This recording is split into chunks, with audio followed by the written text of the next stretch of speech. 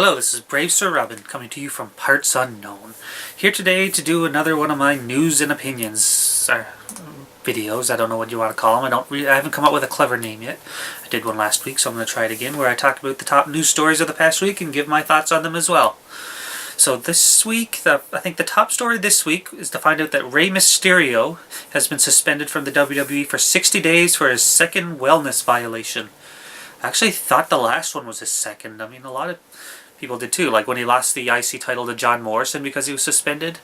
I thought that was his second, but I guess not. So now he's suspended for 60 days right before what would have been his return. I guess they decided to test him before they got him back in the ring. So it's strange to see him suspended again. Hopefully, if now that he's got 2 strikes confirmed against him, the third one needs an automatic release. So it's interesting to see what'll happen after this. It would be kind of bad for the WWE to lose a top star like Rey Mysterio. So it should be interesting to see what happens in the future for here and see what type of return they build up for him even after this. Also in WWE news, Tough Enough winner Andy Levine has been released. Future endeavored, if you will. Which is a bit of a strange thing. He was the winner of Tough Enough and never made it to TV at all, except for maybe some video vignettes. Got busted for wellness as well, and now he's gone.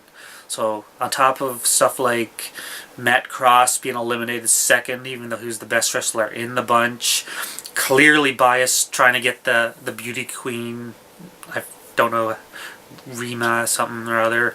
They wanted her to win so bad. There was some clear bias there, so there was another strike against it and other things like that.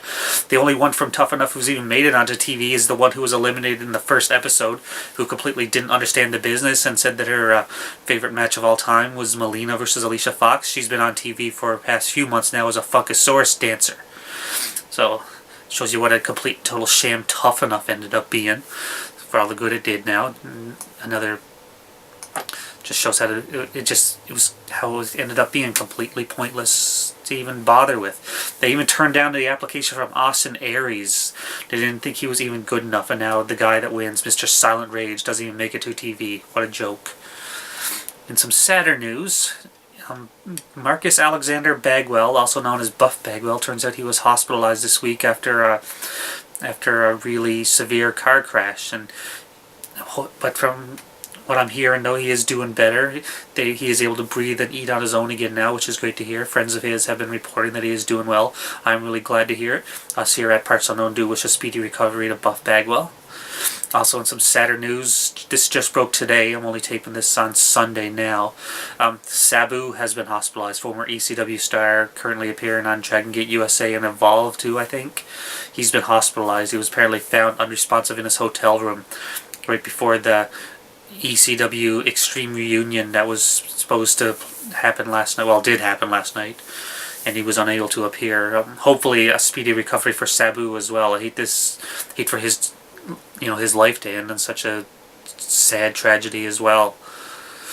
In some lighter news, though, images have leaked online of the Hulk Hogan sex tape, where apparently it's Hulk Hogan having sex with Bubba the Love Sponge's wife as part of some exchange or something like that.